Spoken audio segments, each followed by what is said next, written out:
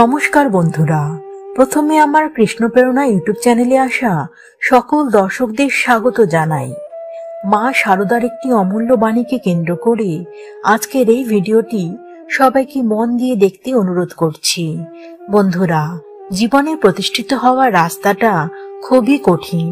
সেই কঠিন রাস্তাটা পার করতে গিয়ে আপনি যদি দেখেন যে আপনার জীবনের যে ছোট ছোট স্বপ্নগুলো ছিল সেগুলো বালির মতন ঝুরঝুর করে ঝরে পড়ে যাচ্ছে, আর তাই দেখে আপনার মনটা ভীষণ খারাপ হয়ে যাচ্ছে, আপনি হতাশ হয়ে পড়ছেন, এই মতো অবস্থায় মনকে শক্ত রেখে মা শারদার বলা এই কথাটি যদি মেনে চলতে পারেন, তাহলে দেখবেন হাজারটা সমস্যার সমাধান কত সহজেই হয়ে যাচ্ছে।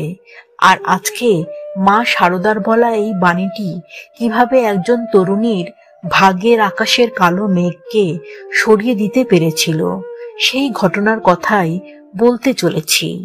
দক্ষিণ কলকাতার মেয়ে কৃষ্ণা একটি সাধারণ ঘরের মেধাবী মেয়ে। তার বাবা একটি ছোট লেদ কারখানায় কাজ করত।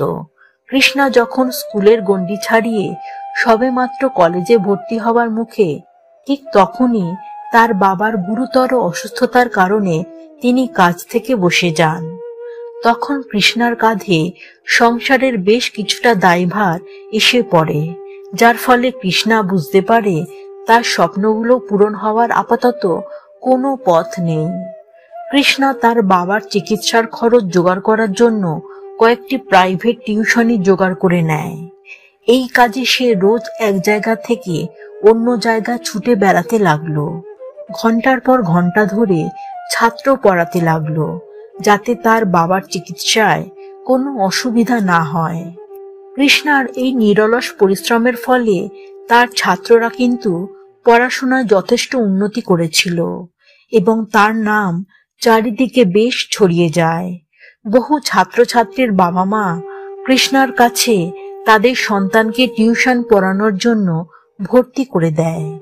এইভাবে কঠোর পরিশ্রম করে এবং নিজেকে বহু কিছু থেকে বঞ্চিত করেও পর্যাপ্ত পরিমাণে টাকা কৃষ্ণা রোজগার করতে পারে না।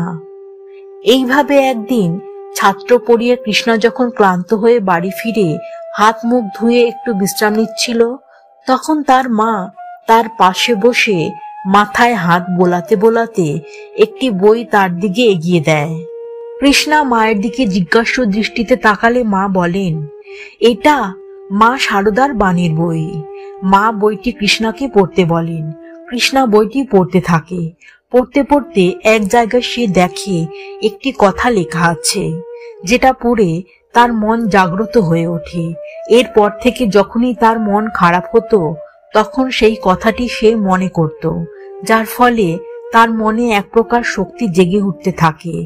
এরপর কৃষ্ণা একদিন একটি ব্যাচের ছাত্রছাত্রীদের যখন পড়াচ্ছিল, তখন একজন সম্ভ্রান্ত ভদ্রমহিলা তার সঙ্গে দেখা করতে আসে।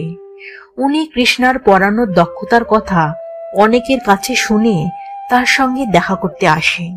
ভদ্রমহিলাটি কৃষ্ণাকে একটি স্কলারশিপের কথা জানায়, যেটা তরুণ শিক্ষাবিদদের নিজেদের পড়াশোনা চালানোর জন্য দেওয়া হয়। আশাবাদী কৃষ্ণা সেই স্কলারশিপের জন্য আবেদন করে।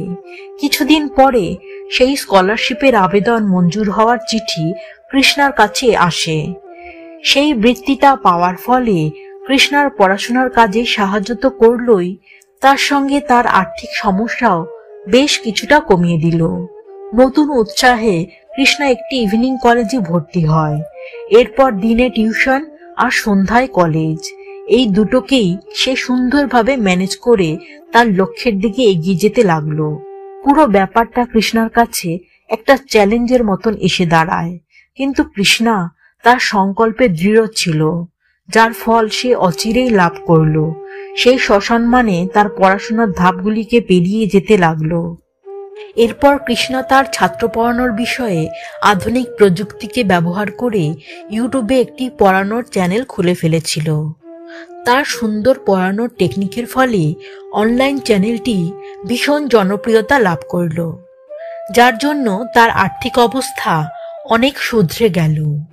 এবারে কৃষ্ণা তার বাবার জন্য ভালো চিকিৎসার ব্যবস্থা করে বাবাকে সম্পূর্ণরূপে সারিয়ে ফেলার চেষ্টা শুরু করে, যার ফলে কৃষ্ণার বাবা দ্রুত সেরে উঠতে থাকে। 1 বছর পর কৃষ্ণা তার গ্র্যাজুয়েশন কমপ্লিট করে ফেলে।